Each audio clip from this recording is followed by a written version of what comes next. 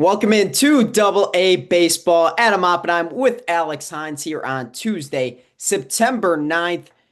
We don't have too much longer of the regular season, Alex. So we're going to discuss the wild card races because I think that's probably the most interesting thing happening right now across the league. Let's start in the AL. The Mariners really had control of this wild card spot for a while, or control of a wild card spot. Now they're easily the third wild card spot. The Rangers are a game and a half out, and the Guardians are 2.5 games back.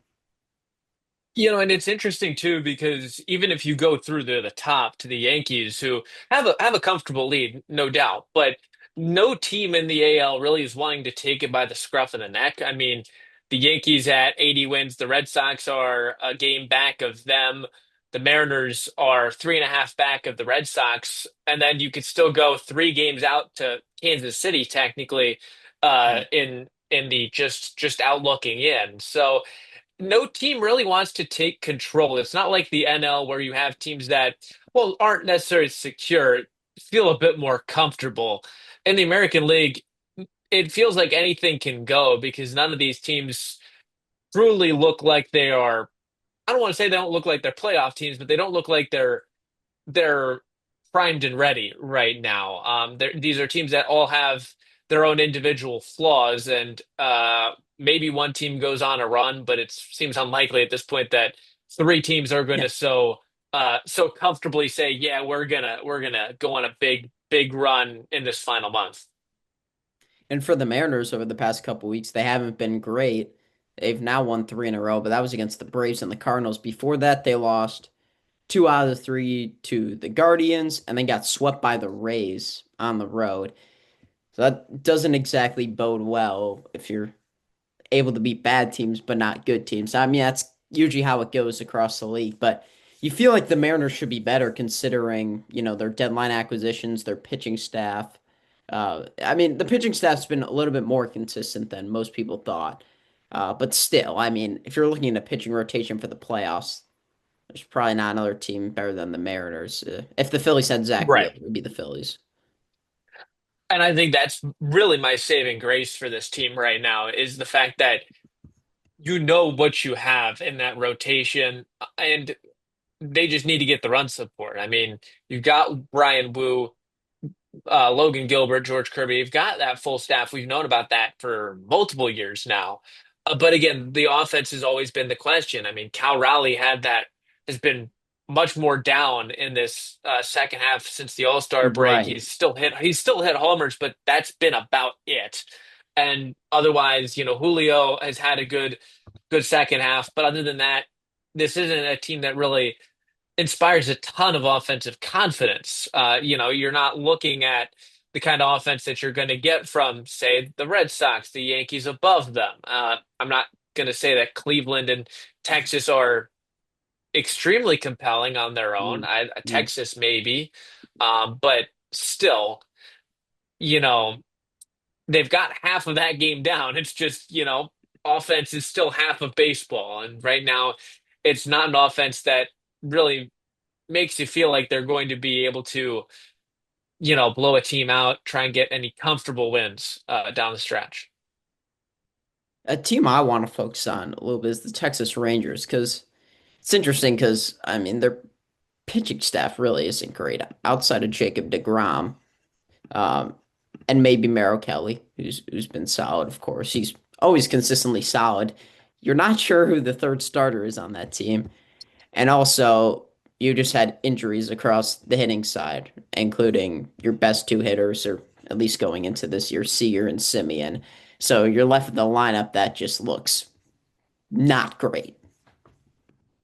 Yeah. I mean, Wyatt Langford has turned things on well, but the health has been a concern, certainly, at times this year.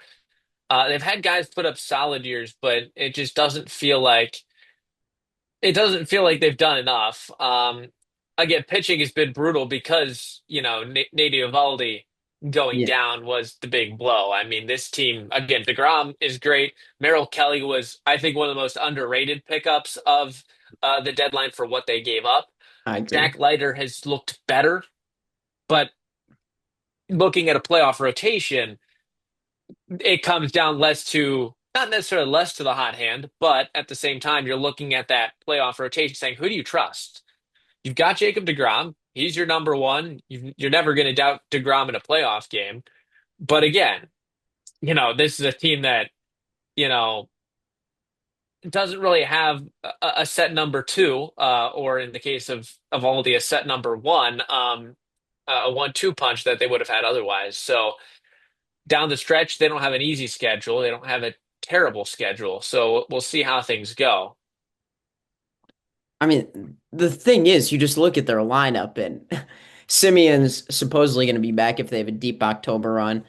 Corey Seager could be back near the end of the regular season, but right now, Josh Smith, Wyatt Langford, Jock Pearson, Rowdy Tellez is the top four on Fangraphs. That's not great, and Right. you really don't have a ton behind it.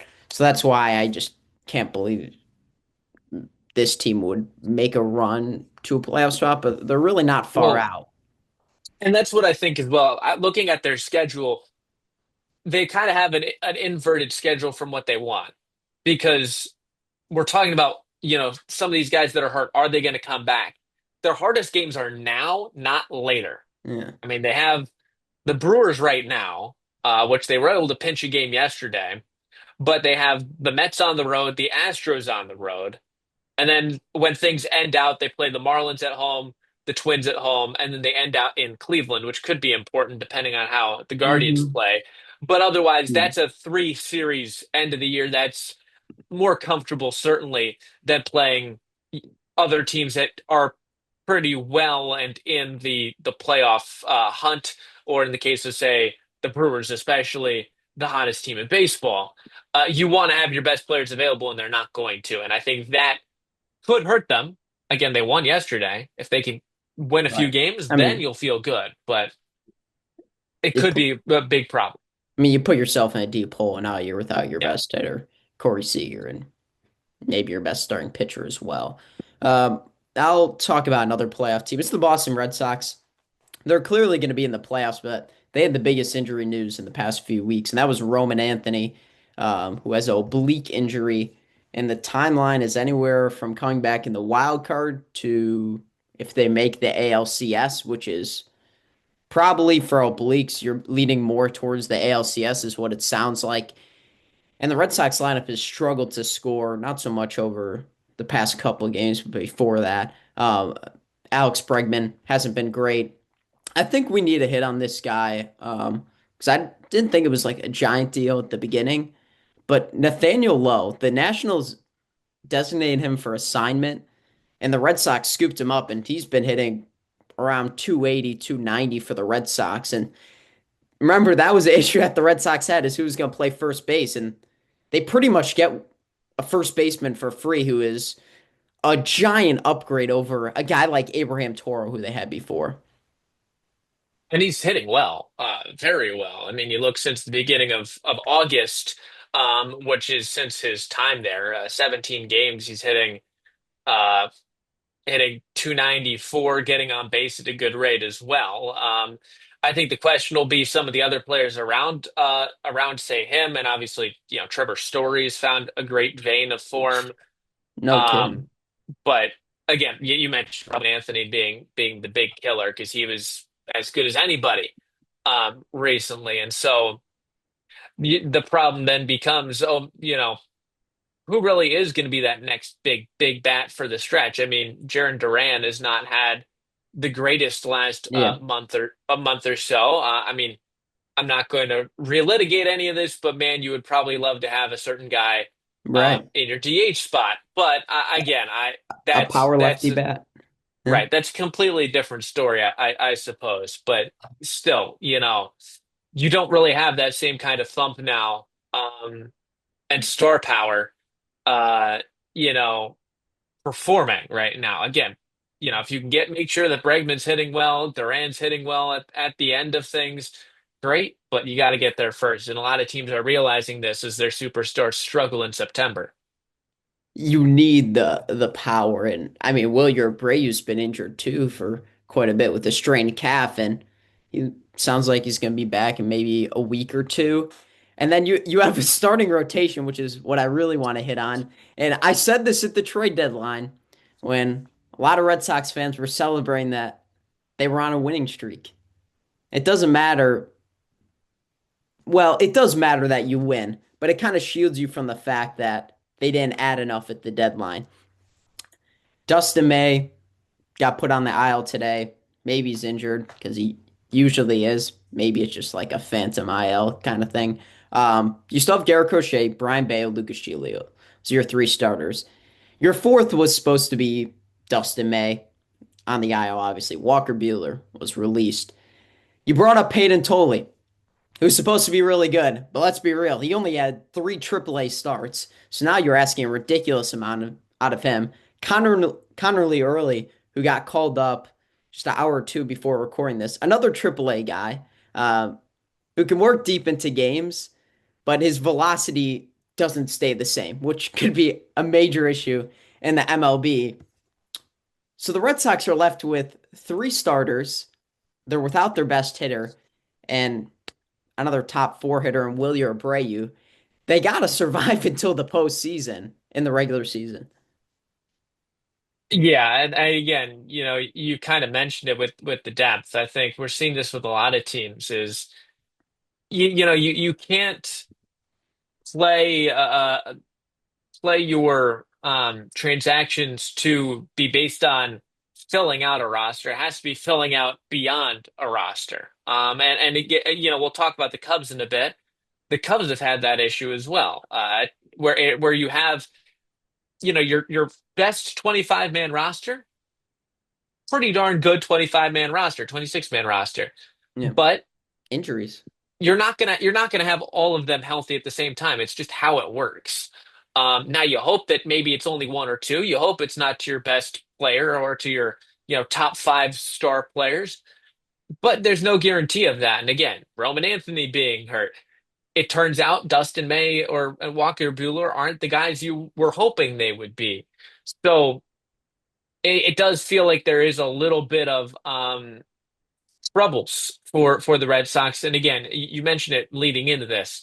They should be fine in terms of making it to the playoffs as a wild card team. They've got a 3.5 game cushion. It would take two teams to jump them. I'm not quite sure that happens. But when you talk about actually competing in the playoffs, if you don't have Roman Anthony healthy and he is out until the CS, or you need to figure out who that fourth pitcher is. Yeah, I mean, Who I is it? but you think about it. I mean, the regular season league could easily disappear when your fourth and fifth starters, you lose like 80% of those games. That means you're Yeah. losing 80% of 2 out of 5 games, and you're not even guaranteed to win the other three. So that's where it gets a little bit tricky. One more thing I'll hit on for the Red Sox. They do have the two best relievers in baseball since July 1st. Roll this chat. Aroldis Chapman, 50 straight hitters retired without a hit, and Garrett Whitlock, the second best reliever in terms of ERA. So that's what they're relying on heavy because the rest of the bullpen has been bad. And obviously, a lot of it ties back to the Devers trade, if we're being honest. Jordan Yeah. Hicks has been atrocious. Dustin May, like I mentioned on the IL. And the last piece, Kyle Harrison, could be up with the Red Sox soon. Just one question for you. Yeah, Aroldis Chapman. There's been talks about him getting down ballot Cy Young votes. Do you believe that?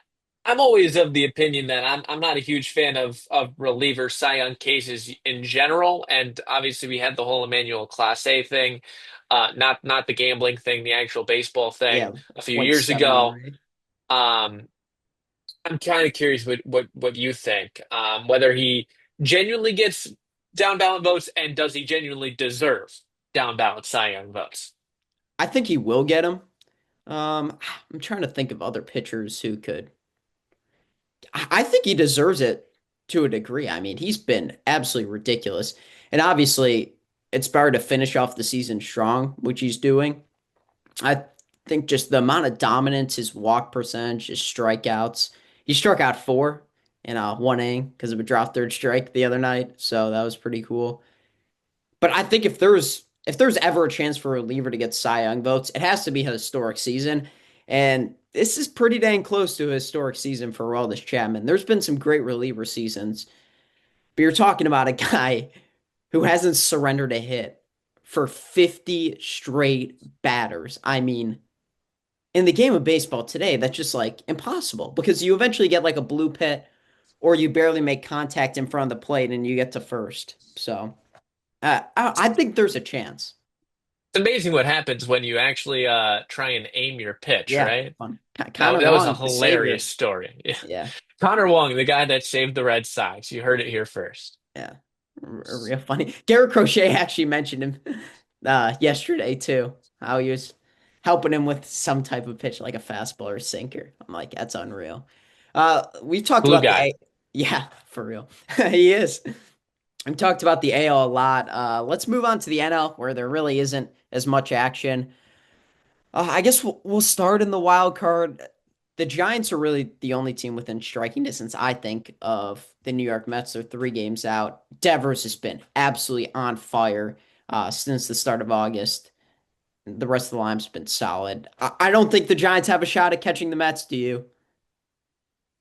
I don't really. I mean, again, I think the Mets have been able just to find enough because again, they had that real bad stretch in the end of July, early August, but I think they've been able to weather the storm kind of the same way that the Red Sox are hoping they can do this with bringing up young guys from their farm system. But I think you're talking about guys that are a bit more well developed, just in terms of time to get better, like Nolan McLean, who genuinely could be a He's game been one really good. starter right now. I mean, he has been Hmm. dynamic. And so I do think that they have just enough that they've been able to do to be able to tread water. And again, we're talking about a 3 game lead over the Giants with 3 weeks to go. I think the Mets have just enough going their way that they won't surrender this. And again, I think for the Giants, their problem has been they've been relying on a lot of younger guys, Drew Gilbert. especially also behind like you got Logan Webb. The rest of the pitching staff doesn't have the same amount of confidence that I would have in a guy like Logan Webb, who just got his 200th strikeout of the season a day or two ago. Um, so I just don't think that they've got enough to carry it over the line. I think the Mets are also infused with so much young talent. They got fresh arms, Jonah Tong, highly Yeah, rated prospect. His throwing motion is crazy. I mean, he's like way over the top. it does not look good for like the future of of him throwing. But you know what? It's cool to see him throw hard. Um, He's got that Vulcan change too. It's yeah, a, it's nasty. amazing pitch grip. Yeah. But the thing is, I don't think a team wants to see the Mets in the playoffs and Juan Soto. Especially because people talking about that down year from Juan Soto. Yeah. I mean, a down year for Juan Soto, I guess. Right. But I mean, and then you've got Pete Alonso, and we saw what he did against the Brewers in the playoffs last year. So you still have the big thumpers. And so that lineup, oof, combined with, I mean, you look at like Nolan McLean the same way, like you look at and Jonah Tong, like you look at 2015, Noah Syndergaard and Jacob DeGrom, where now again I'm not saying it's like for like here, but they were young guys that they hadn't didn't have a ton of years behind them. This is a bit extreme, but you never know when a guy who performs that well in the final month of the season can just continue to keep it going because again, teams haven't figured him out, and to some extent, these guys know nothing else. They know being dominant in the major leagues. Eventually, it'll probably catch up to them, but for now, I mean ride that high while you've got it. Hmm. Yeah, no kidding. Let's talk about the team who has the top wild card spot. That's the Chicago Cubs, losers of 3 in a row. Though they're really scuffling to the finish line. It's been a scuffle since the All-Star break, Yeah, and truly. it's kind of funny. You got to weather the sort of either side here. The oh well, but they're in the playoffs, they'll be fine. Versus the oh, it's the end of the world, and it's all come crashing down. Because again, it's neither of those two. But you know, combining with injuries too. I mean, injuries have been really the bane right now. I mean, Jamison Tyone was out for a good portion. Miguel Amaya had one game back, then got hurt, and he was the starting catcher.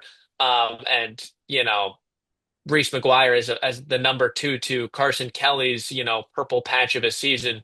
Um, hasn't really done much. And then the whole thing with Kyle Tucker um, Yeah, playing through an injury for a month and a half. Um, and then PCA fouled the ball off his shin a couple days ago, and he was back in the lineup as a DH, but he was already struggling as is. Doesn't need that to hamper the fact that right now his best value has been on the defensive side. So it's concerning time to have such a wave of injuries. I think we talked about this a month ago with the Cubs, how their top bats need to get going, and they have for, games, just like individually, but like not as a whole for a consistent stretch. Say Suzuki, Kyle Tucker, and Pete Crow Armstrong. I mean, Ian Happ, who's the one that the Cubs thought, or at least Cubs fans thought was the odd one out, has been the one consistently hitting in the lineup, which is actually really funny now. But I think it all starts from the fact that Justin Steele got hurt at the beginning of the year. Yeah. That it hurts you so much when you lose a top two starter. And then Matthew Boyd's was really good in the first half of the season, but you knew there was no way he was going to consistently be able to throw 6 or 7 innings, allowing 1 or 2 runs because he doesn't throw really hard. Same thing with Shota, which means if you don't locate your pitches, they're going to get crushed. And someone like Kate Horn, on the other hand, who can throw hard and locates well, has been the best pitcher in the league, I would say, for a couple months. Well, Keith Horton has been fantastic, really. I mean, since he debuted in the middle of May, I mean, he's got the same amount of outings of five shutout innings or more as Tarek Skubal, Paul Skeens. Pretty good company to be around. And I mean, you're looking at what he's done since the All-Star break. It's not quite 2015 Jake Arrieta, but man, is it pretty dominant. And it has been pretty close for a lot of it. I mean, he's allowed 4 earned runs in the last month and a half almost. So we've really kind of turned the corner on the discussion of the Cubs pitching staff, especially heading into the end of the year, where at first it was, does Kate Horton make the big leagues? Maybe does he make a postseason start? Does he crack the rotation at that point? But now we're talking about is Kate Horton starting game one of the wild card series, because I think you All could right. absolutely not only make that case, but I think you would be hard to find an argument against that. So things have really changed for the Cubs pitching. But again, the depth has still been a bit of a worry, a bit of a question mark. And so they've got, again, 3 weeks to figure it out. The bats have been the problem, but the arms again have been stretched thin, which certainly is not ideal heading into the playoffs. And it hasn't helped that their bullpen hasn't been as good in the second half of the season, which was expected for a lot of pitchers. But their closer, Daniel Palencia, has struggled now on the IL. I mean, a couple of games that the Cubs probably should have won if he closed them out, and they end up being blown saves. And those are big games heading down the stretch of the regular season. But at this point, you're not catching Milwaukee, and you're going to get probably the top wild card spot. Yeah, I mean, there's a lot less worry in that regard. Obviously, the concerns would be then you get into a playoff game. Do you really trust what you've got? Andrew Kittredge has been solid. They've used Taylor Rogers. They've used a bunch of guys. Brad Keller has been really solid in the back end of the bullpen.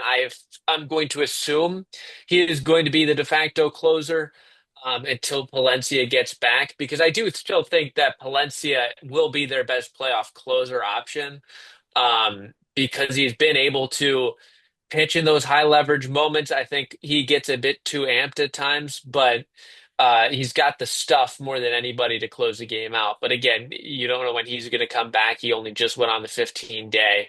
So it's been kind of off and on for this bullpen all year long. But again, it depends on also how many innings your starters are going to get. And right now, you can see guys like Kate Horton get you deep into games potentially, depending on pitch counts, but other guys have not really showcased that. And the team everyone's chasing, and the NL is the defending World Series champions, and That's the Los Angeles Dodgers, who have not been great this year. Uh, the hitting has been off and on, and especially the bottom of the lineup for the Dodgers has not been good. And finally getting Max Muncy back and being healthy is pretty big. Will Smith's had a great year. Freeman, Betts, and Ohtani are consistent, but those five outside of them, you don't really know what else you're getting. Well, and it kind of goes back to what we were talking about with the Red Sox. I kind of alluded to it with the Cubs. The Dodgers, we were talking about this being, oh man, the Dodgers are breaking baseball because they're signing all of these big name players. I mean, look at what their depth chart looks like in terms of the starting, 25-man roster. Yeah. But again, those guys aren't all healthy at the same time. The bottom part of their lineup has been bad. If everybody's healthy, that's not the bottom of their lineup. But this isn't, an ideal world. It never is for a team because you're going to have these injuries, and the Dodgers should know that better than anybody. They've had probably the worst luck with Yeah. injuries in the last several years, and yet they've still been uh, at the top of the win tally by the end of the regular season. Last year, they reached the end of the mountaintop.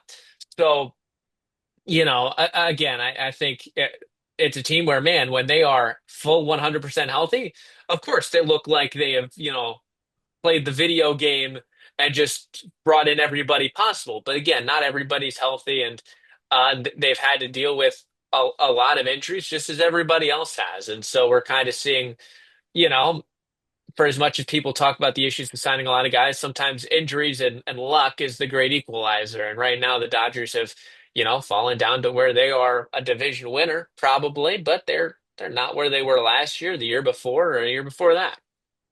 But still, even with at this point in the year, the Dodgers still have a chance to make the World Series. And would Oh yeah, anyone be surprised?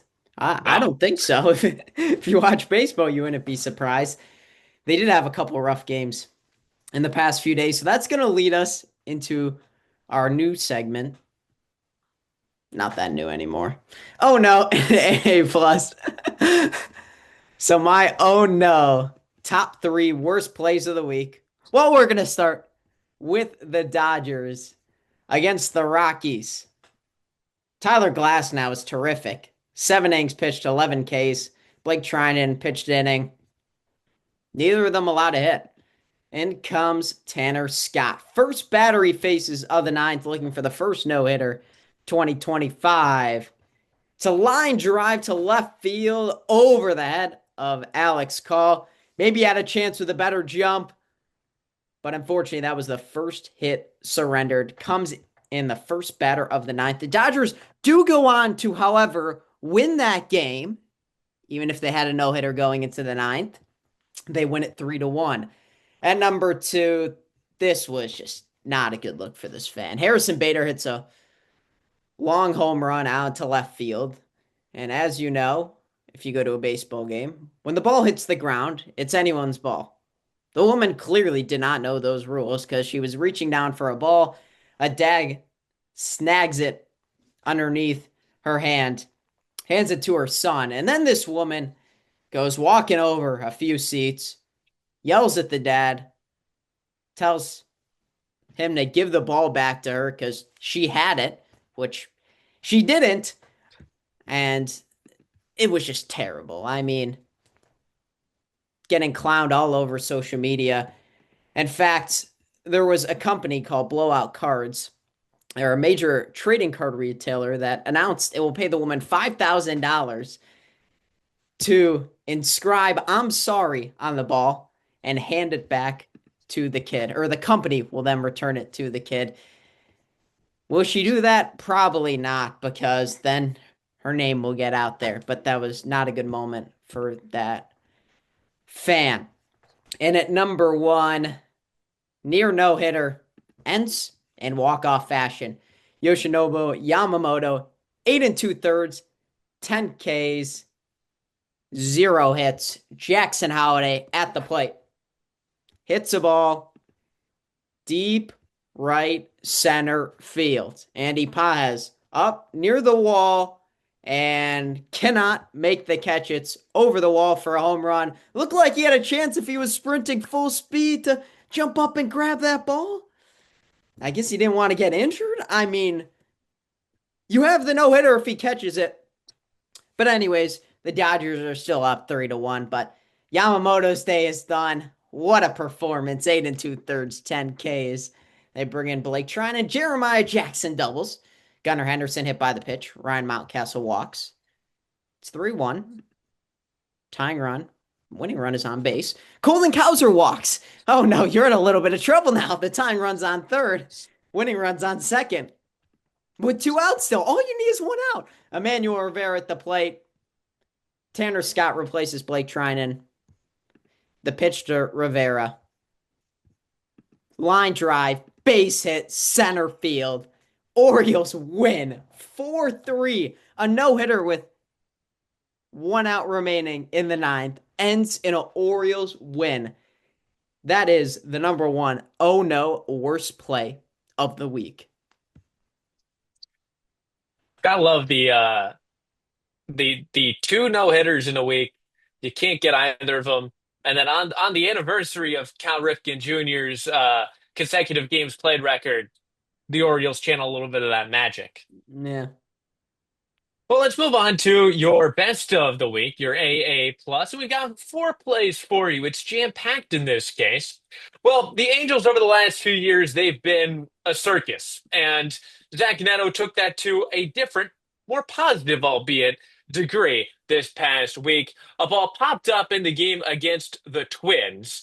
It goes into shallow left center field. Neto goes down. It bounces off his glove once, twice, his bare hand, off his chest, and then finally nestles itself into his bare hand. A juggling catch for the Angels shortstop, a rare bright spot for the Angels in the last several years, to be honest. Then we take things over to Chase Field, where we've got two plays breaking this list. We start with Ceddanne Rafaela, a high fly ball by Corbin Carroll towards the pool in right center, but Rafaela goes over the wall after a long run, brings it back. Looks like it'll be one of the top plays of the year. It still will be. However, the last laugh goes to Arizona. In the eighth inning, Alex Bregman hits a fly ball deep into left field. Blaze Alexander goes back. He leaps and he steals the ball from going over the wall, takes it away from a fan in the first row, this time a bit more legally and without much issue.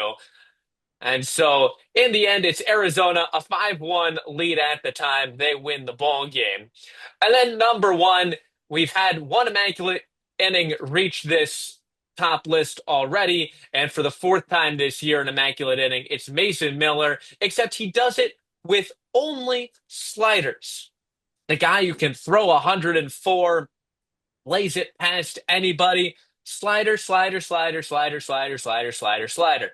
Gets the job done. The fourth immaculate inning of the year. And Mason Miller, you are number one this week. That's so cool to have all sliders from a guy who could throw that hard. Like eventually, the problem for the hitters is you're sitting on the fastball because eventually he's going to throw it. You would think. Right. No, He's got it in his back pocket. and he did. And you know what would have happened if he threw the fastball on the last pitch? It would have been right by him, anyways. So Oh yeah. that's the thing. When, They didn't look comfortable because I think all but one of those pitches was swinging too.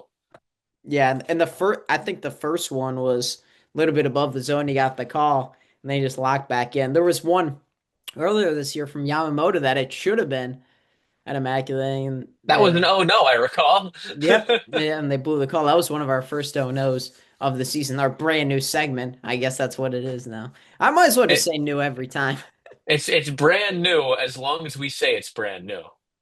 I mean, yeah, I mean, if you're tuning into the full episode, we appreciate it. Because I know we get some views on the shorts, but appreciate you watching the long form content. Well, those were three funny plays. I think that was our best like total like A plus and oh no plays. All of them were really interesting and I funny would agree. at the Oh same yeah. time. So that's gonna wrap it up here on Double A Baseball. Should be a interesting next 3 weeks in the wild card races, especially, and then the postseason. We'll have plenty of content for you here at Double A Baseball.